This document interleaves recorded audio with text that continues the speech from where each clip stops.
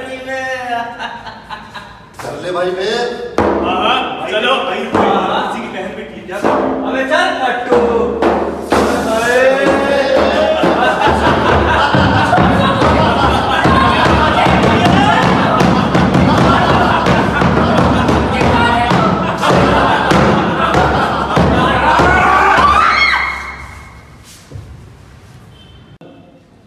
स्त्री का अपमान कोई नई बात नहीं है, ये सब तो बहुत पहले से चला आ रहा है। त्रेता युग में रावण ने माता सीता का हरण कर उनका अपमान किया। द्वापर में कौरवों ने द्रौपदी का चीरहरण कर उसका अपमान किया, और आजकल तो ये बहुत साधारण सी बात हो गई है। नमस्कार, संवाद थिएटर ग्रुप एवं संस्कार भारत एक नाटक लेकर प्रस्तुत हुए हैं जिसका नाम है दुहाई। तो जैसा कि किसी शायर ने कहा है कि मर्दानगी मुझे सच्ची नहीं लगती, फूल की वो नाजुक कली उन्हें अच्छी नहीं लगती, उन दरिंदों को किसी की बेटी बच्ची नहीं लगती, सफेद कफन में लिपटी वो प्यारी सी परी अच्छी नहीं लगती। ऐसा ही हो रहा है हमारे भारत देश में। हाथरस जैसा गैंगरेप, निर्भया जैसी सड़क पर चलती लड़की का रेप, प्रियंका रेड्डी बेजुबान जानवरों की जान बचाने वाली इस रेप के कारण अपनी ही जान गंवा बैठी, और ना जाने इन्हीं जैसी कितनी लड़कियां हमारी अदालत की ओर निगाहें करके बैठी हैं कि उन्हें इंसाफ मिले। तो आइए अब हम आपको लेकर चलते हैं ऐसे समय की ओर जहां स्त्री के अपमान के प्रतिशोध के लिए पूरे का पूरा वन समाप्त हो जाता था।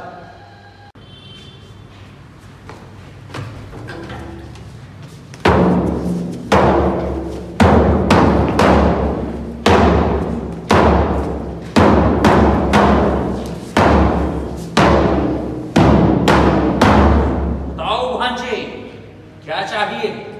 मामाश्री आठ। अवश्य।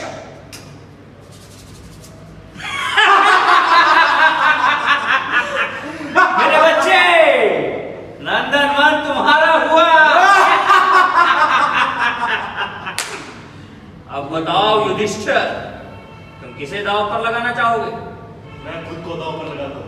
नहीं भैया, आपके स्थान पर मैं खुद को दांव पर लगाता हूँ।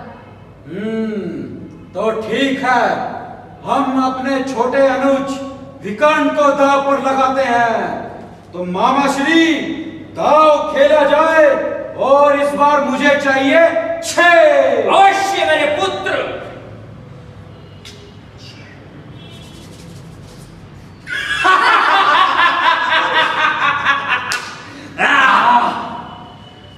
तो इस प्रकार पांडव एक एक कर अपना सब कुछ हार गए।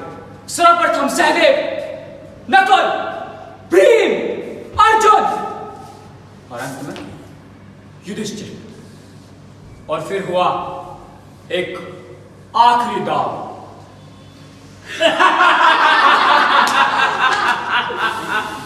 कहो युधिष्ठिर, अब तुम किसे दांव पर लगाओगे?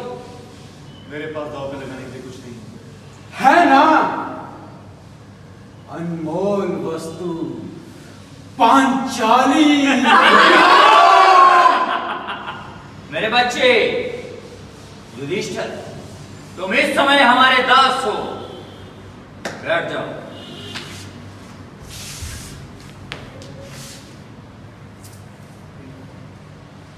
युधिष्ठिर, अब मैं तुम्हारे आगे आखिरी दाव रखता हूं। यदि तुम जीत गए तो जो कुछ भी तुम्हारे हो वो सब तुम्हारा। मैं पंचाली को दांव पर लगाता हूँ।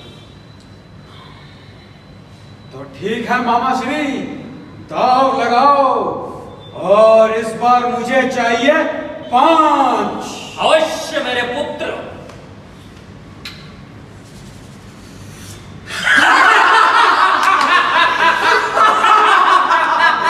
आज से पंचाली हमारी हुई। दुशासन, जीवराज जी, जाओ उस पंचाली को उसके केशों से पकड़ पकड़कर हमारे सामने लाओ। जो आज्ञा भ्राता श्री। दुशासन, अगर तुमने पांचाली को स्पर्श तक भी किया तो मुझसे बुरा कोई नहीं होगा। तू दास है, दास की तरह बंधर है।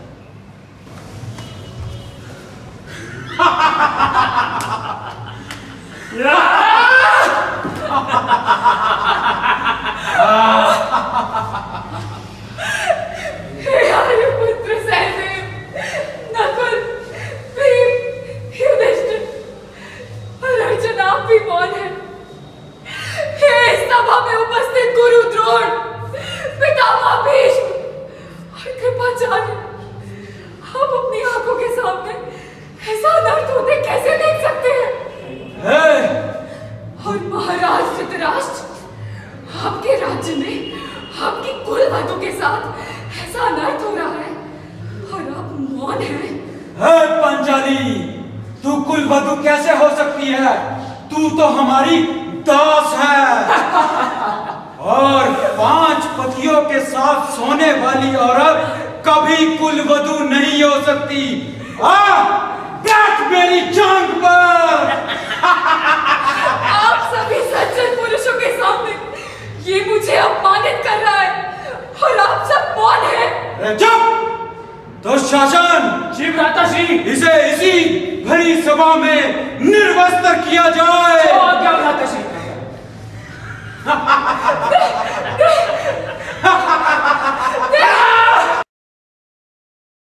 यदा यदा हि धर्मस्य ग्लानिर्भवति भारत अभ्युत्थानम् अधर्मस्य तदात्मानं सृजाम्यहम् परित्राणाय साधूनां विनाशाय च दुष्कृतां धर्म संस्थापनार्थाय संभवामि युगे युगे, संभवामि युगे युगे।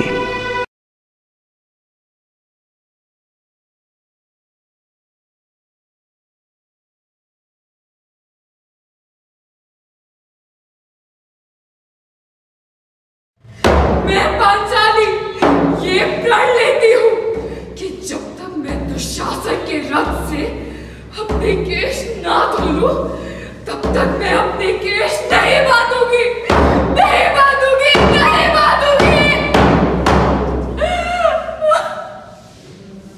द्रौपदी के साथ हुए दुर्व्यवहार का क्या परिणाम हुआ, ये हम सब जानते हैं। पर आज तो एक लड़की अपने रिश्तेदारों पर भी भरोसा नहीं कर सकती। तो जब लड़की अपने घर में ही सुरक्षित नहीं है, तो बाहर के समाज में कैसे खुद को सुरक्षित पाएगी?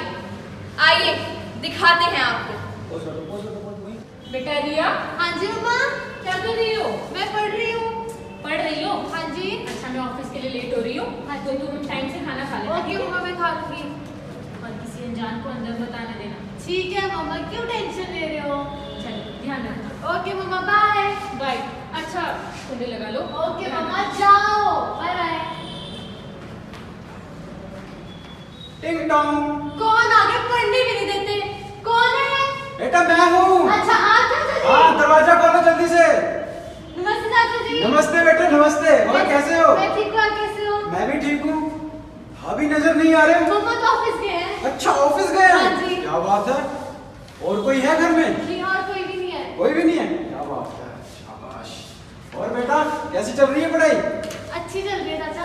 बेटा मैं आपके लिए ना आपकी फेवरेट वाली चॉकलेट लेकर आया हूँ। चॉकलेट, हाँ थैंक बेटा, यू।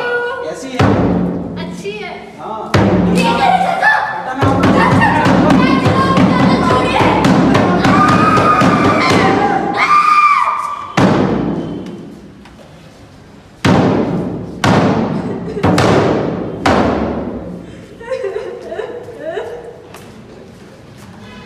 क्या बताओगी मैं लोगों को कि मेरे ही सगे चाचा ने मेरा ही शोषण किया? कौन भरोसा करेगा मेरी बात पे, मेरे पे?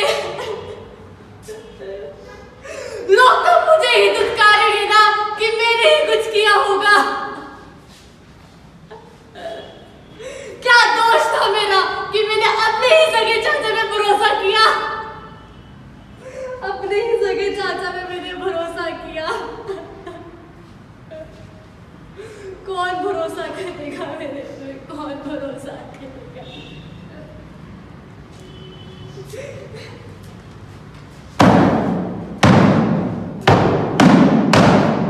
आप ही बताइए कितने साल लगेंगे इसे इंसाफ पाने में? हमारे भारत देश में 2019 में 32,033 रेप केस रजिस्टर हुए और हर दिन 91 केस। अगर ऐसा ही चलता रहा तो हमारे भारत देश का क्या होगा? आप ही बताइए। एक तरफ जहां देवियों को पूजा जाता है और दूसरी तरफ उसके साथ दुर्व्यवहार किया जाता है। अब हम आपको दिखाते हैं कि जब एक घर में बेटी पैदा होती है तो उसके माँ बाप की क्या सोच होती है।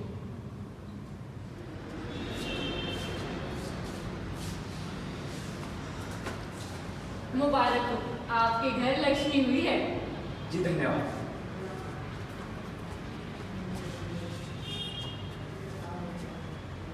आज खुश तो मैं बहुत हूं कि मेरे घर लक्ष्मी आई, पर ना जाने ये दिल इतना क्यों डर रहा है। शायद ये दिल ये सोच रहा है कि जब मेरी नंदी पर उड़ना सीखेगी तो कोई उसके पर ना काटे, दूसरों की तरह उसके जीवन में भी अंधकार ना कर दे। आप जानते हैं, जब एक बेटी पैदा होती है एक बाप खुश तो बहुत होता है, उसे बहुत खुशी होती है, लेकिन वो ये भी सोचता है कि कल जब उसकी नन्ही परी घर से बाहर और उसकी खबर लेकर पुलिस वाले दरवाजे पर तो क्या बीतेगी एक बाप। बस शायद इसी सोच के कारण आज कोई बेटी को पैदा नहीं करना चाहता। इसके गुनहगार आप नहीं हैं, असली गुनहगार तो ये समाज है, जिस समाज में पुरुष को तो स्वामी और औरतों को पैरों की धूल समझा जाता है। ये समाज में मैं हूं और आप सब जनता भी हैं। एक औरत अगर घर बसाना जानती है तो उसे बचाना भी जानती है और इन दरिंदों से लड़ना भी जानती है। वो अगर सती सावित्री और सीता है तो वही दुर्गा, चंडी और काली भी है। ये समाज उसे सीता बनाकर उसकी अग्नि परीक्षा लेता है और यही समाज उसे दुर्गा भी बनाता है। मुझ में और आप सब में दुर्गा है। तो आइए हम सब आज एक प्रण करें कि एक ऐसे समाज का निर्माण करेंगे जिसमें हर लड़की, हर बेटी, हर बहन और माँ अपने घर ही नहीं बल्कि बाहर भी खुद को सुरक्षित महसूस करें। जरूरी ये नहीं कि अपनी बेटियों को बांध दिया जाए, जरूरी ये है कि मानसिकता बदली जाए, लोगों का मानसिक विकास किया जाए, अपनी माँ बहन बेटियों का सम्मान करना सिखाया जाए। बलात्कार पृथ्वी पर सबसे भयानक अपराधों में से एक है और ये हर कुछ मिनटों में होता है। बलात्कार से निपटने वाले समूह की समस्या ये है कि वो महिलाओं को आत्मरक्षण के बारे में शिक्षित करने की कोशिश करते हैं, उन्हें ये सिखाने की कोशिश करते हैं वो खुद का बचाव कैसे करें। वास्तव में जो कुछ भी सिखाने की आवश्यकता है वो पुरुषों को है, उनकी बिगड़ी हुई सोच को ठीक करने की आवश्यकता है। उन्हें ये एहसास दिलाना जरूरी है कि जो वो आज किसी और की बेटी या बहन के साथ कर रहे हैं वो कल को उनकी बहन या बेटी के साथ भी हो सकता है। तो सुधर जाओ। मैं एक पुरुष हूं, मेरी समाज में बहुत इज्जत है, अगर थोड़ी बहुत चली गई फिर भी जिंदगी आसानी से कट जाएगी। और मैं एक औरत हूँ जिसकी समाज में थोड़ी सी इज्जत है, अगर वो भी चली गई तो मेरी जिंदगी गम में बीत जाएगी।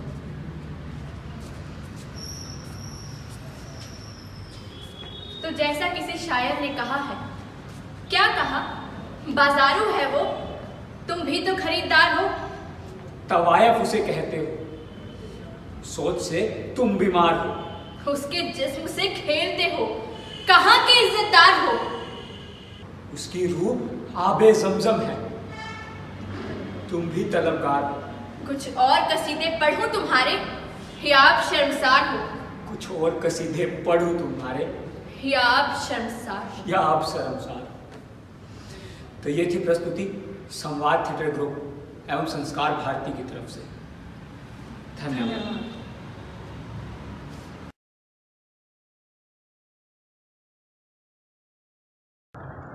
नमस्कार, मेरा नाम है कमल भारद्वाज और आज मैं आप सब लोगों के सामने एक कहानी प्रस्तुत करने जा रहा हूँ जिसका नाम है बूढ़ी काकी, जो कि श्री मुंशी प्रेमचंद द्वारा लिखित है। तो आइए कहानी शुरू करते हैं। एक थी बूढ़ी काकी जिनके पति काफ़ी समय पहले स्वर्ग सिधार गए थे।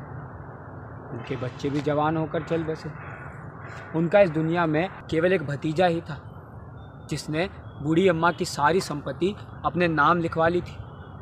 उसने संपत्ति नाम लिखवाते समय बड़े बड़े दावे किए थे, पर वो आज किसी भी दावे को सच नहीं करता।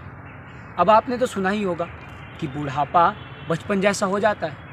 अब बूढ़ी अम्मा को टाइम पर खाना ना मिलता या बाज़ार से कुछ आता और उन्हें ना मिलता, काकी गला फाड़ फाड़ कर रोती। यहाँ तक कि बुद्धिराम की पत्नी, उसका व्यवहार भी काकी के लिए सही नहीं था।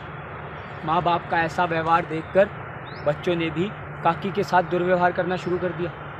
कोई उनको चुटकी काट कर भागता तो कोई उन पर कुर्ली कर देता।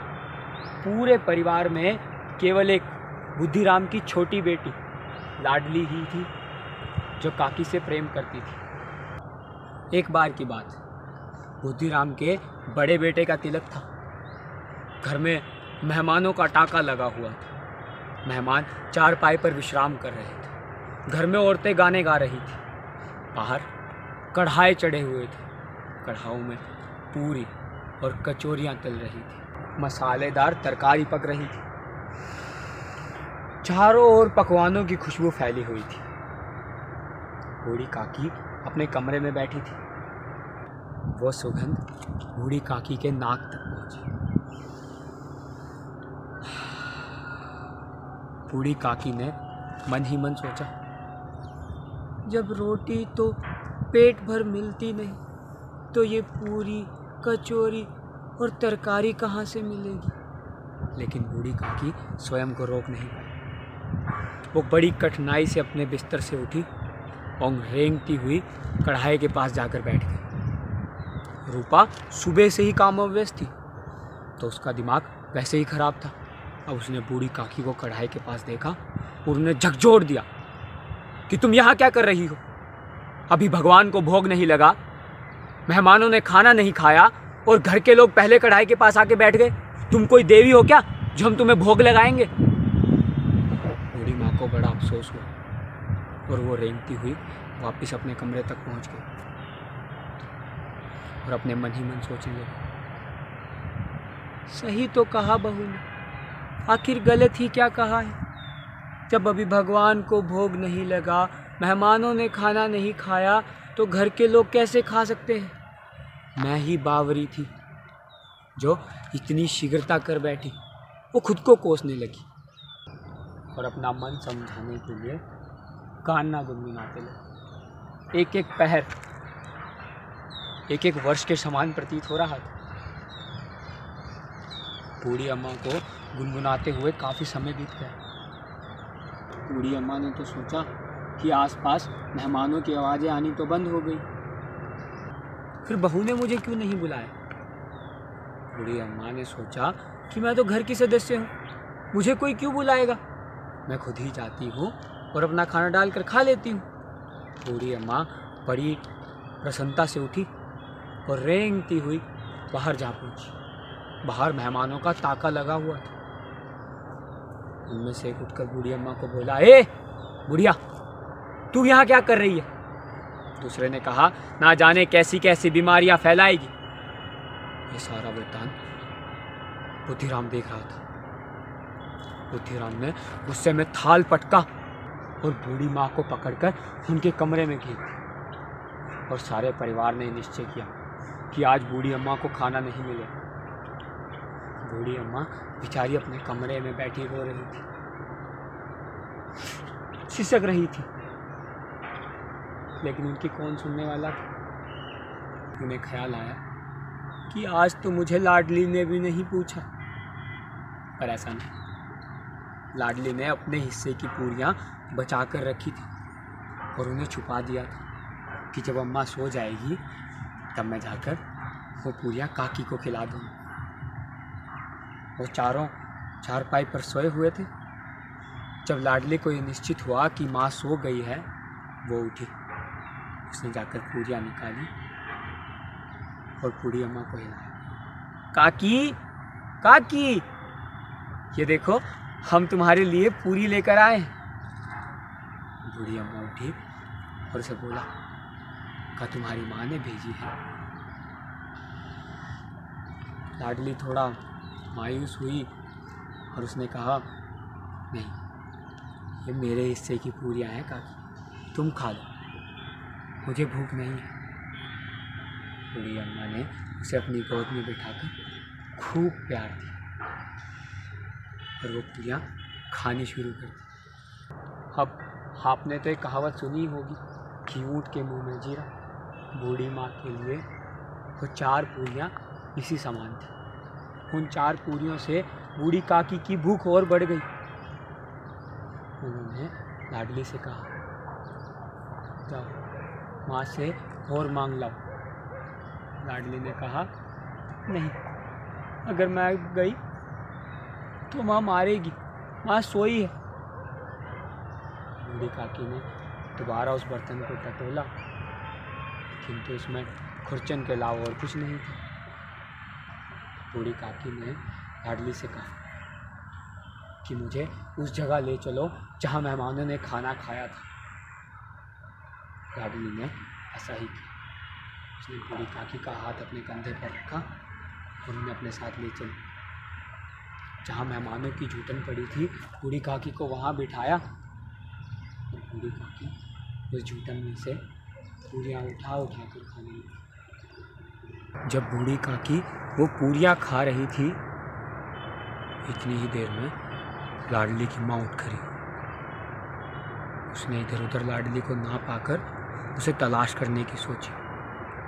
उठकर थोड़ी दूर चली तो उसने देखा कि झूठी पतलों के पास लाडली खड़ी है और बूढ़ी अम्मा नीचे बैठी उस झूठन को खा रही है। रूपा से ये सब कुछ बर्दाश्त ना हुआ। उसने खुद से बहुत गलानी की, उसको शर्म से बहुत गलानी की।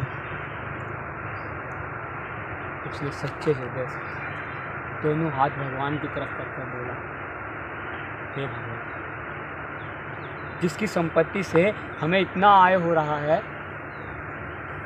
उनकी ऐसी अवस्था, मुझे माफ़ कर दीजिए।